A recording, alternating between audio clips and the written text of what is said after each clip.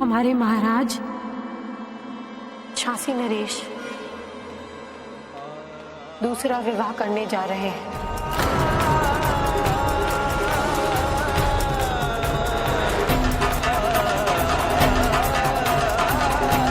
और हम आप सबको एक बात और बता दें, महारानी लक्ष्मीबाई स्वयं अपने महाराज के लिए एक सुयोग्य कन्या ढूंढेंगी। सुनो सुनो सुनो सुनो सुनो सुनो, झांसी की महारानी का ऐलान सुनो। हमारे महाराज धीराज दूसरा विवाह करने जा रहे हैं और रानी लक्ष्मीबाई महाराज के लिए स्वयं वधू का चयन करेंगी। ऐसा तो पहली बार सुना है भैया कि एक बेहता औरत खुद अपने लिए सौत लेने जा रही है। अरे करे का पड़ी भैया, बात झांसी की वारिस का है, कमाल की महारानी है, अपनी ही संसार माँ दूसरी ऐसी महारानी नहीं है। सुनो सुनो सुनो सुनो सुनो सुनो।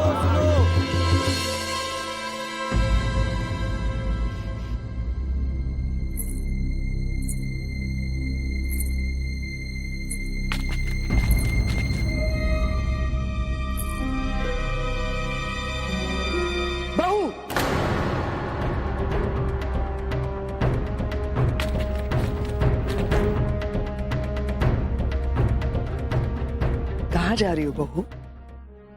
कक्ष में। ये तो गंगाधर का कक्ष है। मतलब अब तो तुमने तय कर ही लिया है ना कि तुम गंगाधर की दूसरी शादी करोगी। फिर उसके साथ मिलने जुलने से, उसके साथ उठने बैठने से बचना चाहिए। अभी से अलग अलग रहने की आदत डाल लो बहू। ये कैसे अनर्गल बातें कर रही हैं आप? ये हमारी महारानी है, ये महल इनका, और आप? नहीं महाराज, ताई ठीक कह रही है। जो कल होना है उसका पालन आज से ही होना चाहिए।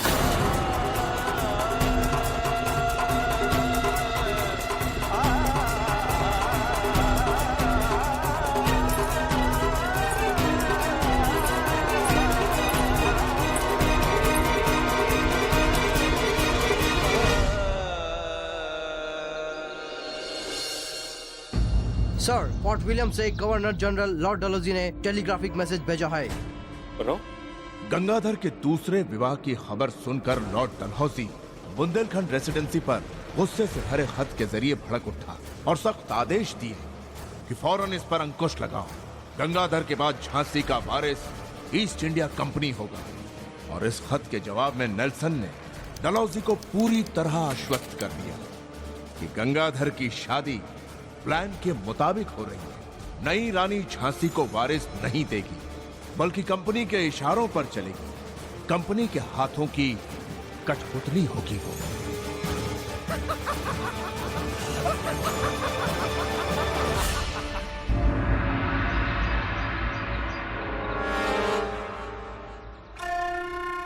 संभाल कर रखना इसे। और तुम्हें राजपुरोहित जी को बुलाने के लिए कहा था ना? साथ में लेकर आई हूँ। आइए आइए पुरोहित जी, पधारिए। प्रणाम महारानी जी। महाराज के विवाह के लिए हमने आपको एक कन्या ढूंढने के लिए कहा था। महारानी जी, कन्या तो नहीं, परंतु कन्या की कुंडली अवश्य लाएं।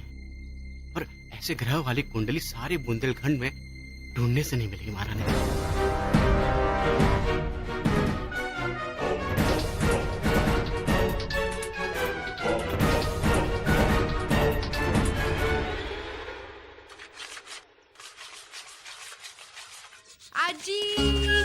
क्या है? मेरी प्यारी आजी, मान जाओ ना, हमें महल लेकर चलो ना। नहीं नहीं, बिल्कुल नहीं। अरे कितनी बार समझाए हम तुमका, ये बड़े लोगन की बड़ी बात है, इनका झमेले में हम सबका नहीं पड़ेगा चाहिए। हाँ नहीं आजी, आप हमारी बात नहीं समझ रही है। महारानी स्वयं महाराज का विवाह कराना चाहती है। इतना बड़ा बलिदान कोई देवी ही दे सकती है। हमारी महारानी साहबा किसी देवी से कम नहीं है। हाँ, ये तो हम भी जानते हैं, परंतु फिर भी वो है तो एक स्त्री ही। हम उन्हें समझाएंगे कि वो भावनाओं के आवेश में बहकर ऐसा निर्णय न ले। तू समझाएगी महारानी साहबा को? तू महारानी साहबा को ना जानत है अभी। वो एक बार जो ठान ले बस करके छोड़त है। हाँ नहीं आजी, हमें विश्वास है वो हमारी बात जरूर मानेंगी। बड़ी बड़ी बातें ना कर, अपनी औकात में रह। जा अपना काम कर। तो आप हमें नहीं ले जाएंगी? नहीं, जा घर का काम कर। ठीक है, हम अकेले जाएंगे। पता नहीं क्या चल रहा होगा वहाँ।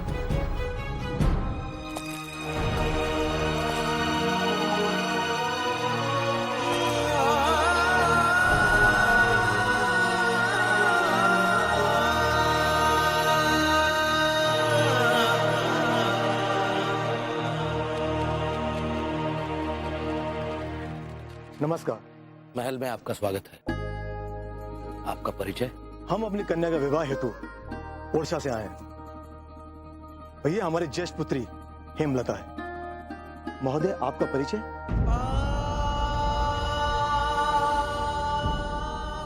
जी,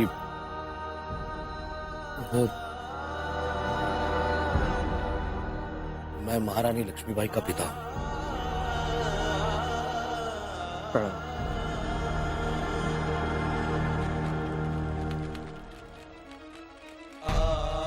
झांसी को उसका उत्तराधिकारी चाहिए। आप दूसरा विवाह कर लीजिए।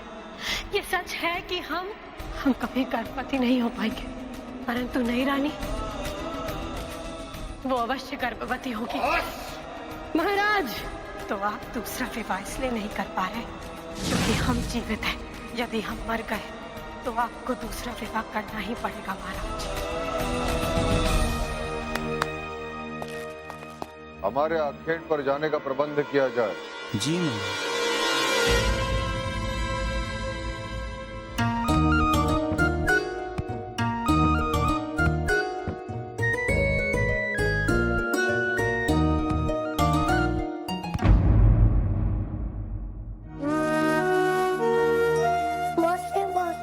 इससे चोट लग गई है। मौसी, मौसी, मौसी, हमसे बात क्यों नहीं कर रहा?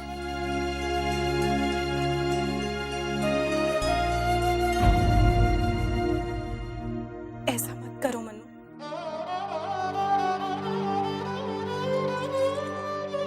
अपने लिए तो हर कोई जीता है इंदु दीदी, और आप तो जानती ही हैं। पूरी झांसी हम पर आंच लगाए बैठी है। हम और क्या करते? तुम महान हो मनु, सचमुच महान हो। रहने दीजिए इंदु दीदी, हम तो भगवान से बस इतनी प्रार्थना करते हैं कि अपनी झांसी अपनी ही रहे। अच्छा, एक बात बताइए, कुछ कन्याएं आने वाली थी ना? हाँ, आ गई है, लेकिन उनका चयन तो तुम्हें ही करना होगा ना। हे देवा, हमें हमारा लक्ष्य प्राप्त करने में इतनी शक्ति देना कि ईर्ष्या और जलन का एक भी अंश हमारे हृदय में ना आए।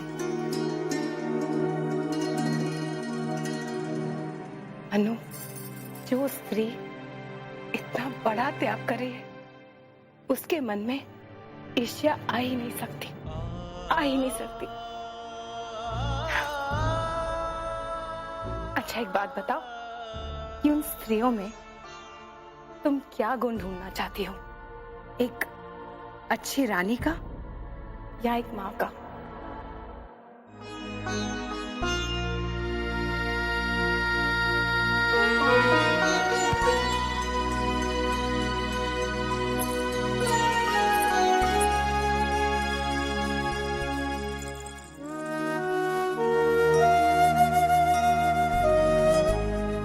पहले हम उसमें एक अच्छी माँ ढूंढेंगे और फिर एक रानी।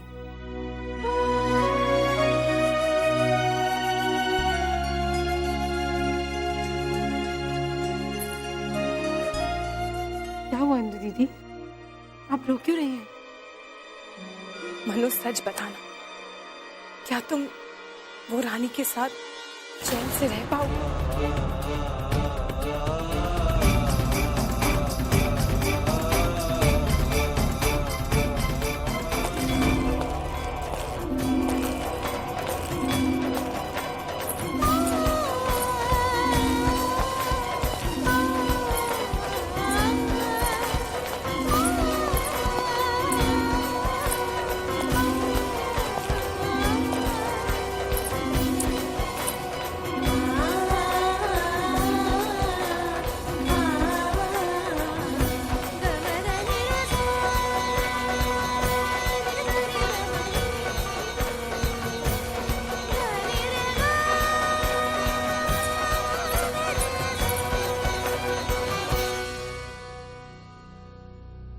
क्या आप वधु के चयन में हमारी सहायता नहीं करेंगे?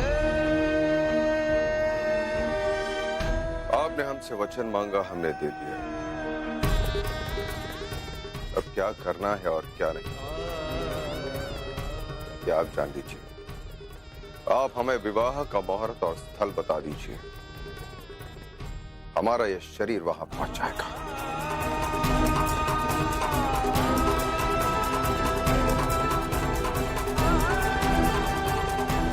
क्योंकि हमारा दिल और हमारी आत्मा उसके पास है जिसे उसकी चिंता है। क्या नाम अखेट पर जाए। परंतु आज तो गणपति बप्पा का विसर्जन है और आपका आरती में उपस्थित रहना आवश्यक है महाराज। आपने हमसे वचन मांगा और हमने दे दिया, तो क्यों न वियोग, दुख और पीड़ा से अभ्यस्त हो जाए, ताकि भविष्य में आने वाली पीड़ा इतनी दुखदायी ना हो।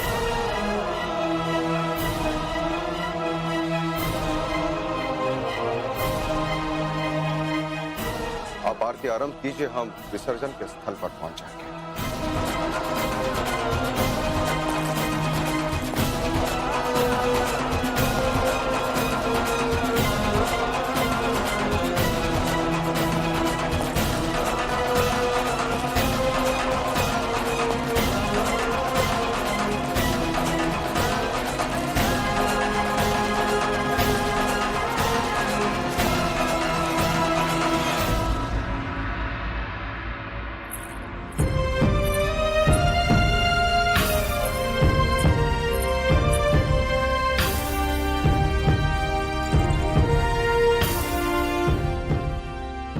हे देवा,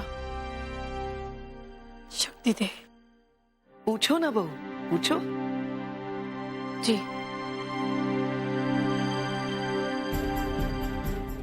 हमें एक बात बताओ, एक रानी के क्या क्या कर्तव्य होते हैं?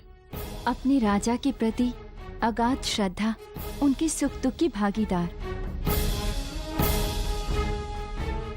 और प्रजा के बारे में एक रानी का क्या दृष्टिकोण होना चाहिए? उनका ध्यान तो महाराज और मंत्रीगण रखेंगे, रानी तो रनिवास में रहती है।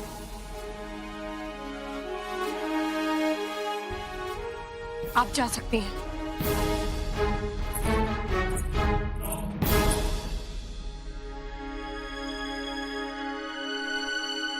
मेरा प्रश्न ये है कि फिरंगी बलपूर्वक दूसरे रियासतों को ईस्ट इंडिया कंपनी में मिला रहे हैं, इस पर तुम्हारा क्या विचार है? अगर किसी राज्य का वैधानिक उत्तराधिकारी नहीं है तो उसे ये भोगने के लिए बाध्य तो होना ही पड़ेगा।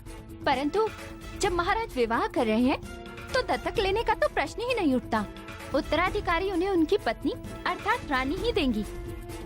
तो फिर हम बाकी राज्यों के बारे में क्यों सोच रहे हैं? अंग्रेज शक्तिशाली हैं और हमें उनके साथ राजनीतिक और कूटनीतिक ढंग से पेश आना चाहिए ताकि हमें हमारा मार्ग मिल सके। तो आपके कहने का आशय ये है कि अंग्रेज हमसे अधिक शक्तिशाली हैं और हमें सब कुछ उनके अधीन कर देना चाहिए, उनकी दास्ता को स्वीकार कर लेना चाहिए। महारानी साहब, बड़े बड़े राज्यों ने अंग्रेजों की अधीनता स्वीकार कर ली है। बस चुप, आप जा सकती हैं।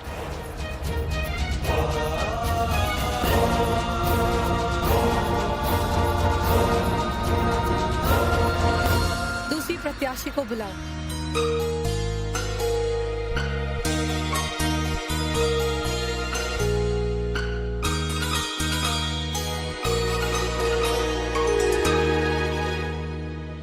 बड़ों के सामने शिष्टाचार से बैठते हैं। रानी बनने आए हैं हम। हमारे पिताश्री ने हमें शांत से उठने बैठने और रहने की शिक्षा दी है। हाँ, तो आपके पिताजी के दरबार में फरियादी तो आते ही होंगे। जी हाँ, बहुत आते हैं। तो हमें बताइए, यदि आपके पिता के दरबार में एक फरियादी पति पत्नी आए और पत्नी कहे कि उसका पति उस पर अत्याचार करता है, तो आप क्या न्याय देंगी? दोष तो सिर्फ औरत का ही है। महारानी, स्त्री को तो सदैव अपने पति की बात माननी चाहिए, क्योंकि पति हमेशा सही होता है। वो जो कहते हैं उसे आंखें बंद करके स्वीकार करना चाहिए। मेरी माताजी भी पिताजी की हर बात आंख बंद करके स्वीकार करती हैं।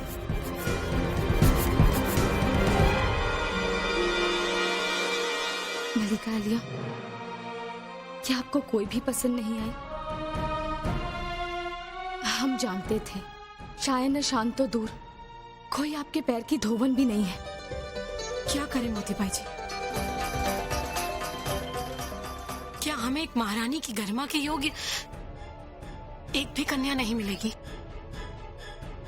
सब केवल रानी बनकर सिंहासन पे बैठने का सपना लेकर आई है।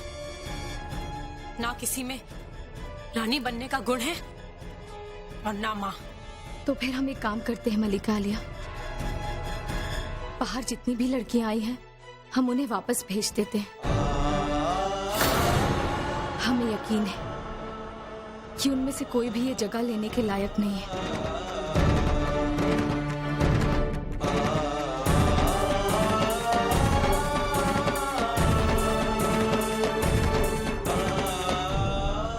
एक बात पूछे बहू,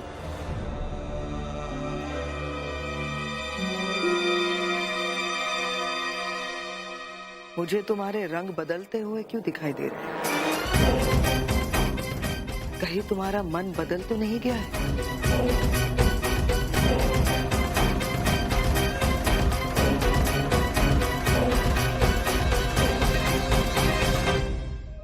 नहीं ताई, लक्ष्मीबाई अपना निर्णय कभी नहीं बदलती। तो फिर इतने प्रश्न क्यों बहू? मतलब से मतलब रखो ना। गंगाधर का विवाह तुम क्यों करना चाहती हो? संतान के लिए? झांसी के उत्तराधिकारी के लिए? तो बस लड़की के स्वास्थ्य को देखना चाहिए। राजपाट, अंग्रेज, ईस्ट इंडिया कंपनी ये सब संभालने के लिए तुम हो ना।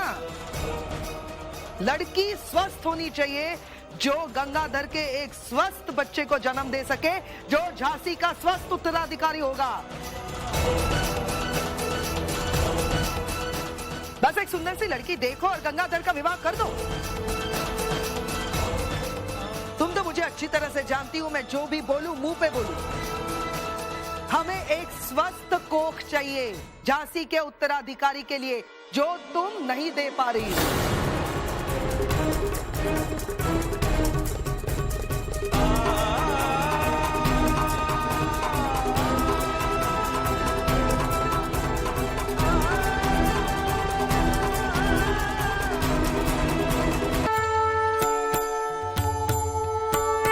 सुखकर्ता दुःखहर्ता वार्ता विघ्नाची, दुर्वी पूर्वी प्रेम कृपा जयाची, सर्वांगी सुंदर उटिशेंदुराची, कंठी झळके माळ मुक्ता फळांची। जय देव जय देव जय मंगलमूर्ती, दर्शन मात्रे मन कामना पूर्ती।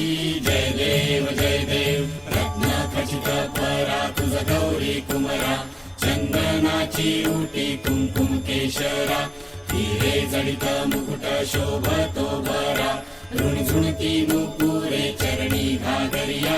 जय देव लंबोदर पीतांबर फणिवर वंदना, सरळ सोंड वक्र तुंड त्रिनयना, दास रामाचा वाटता हे सदना, संकटी पावावे निर्वाणी रक्षावे सुरवर वंदना। जय देव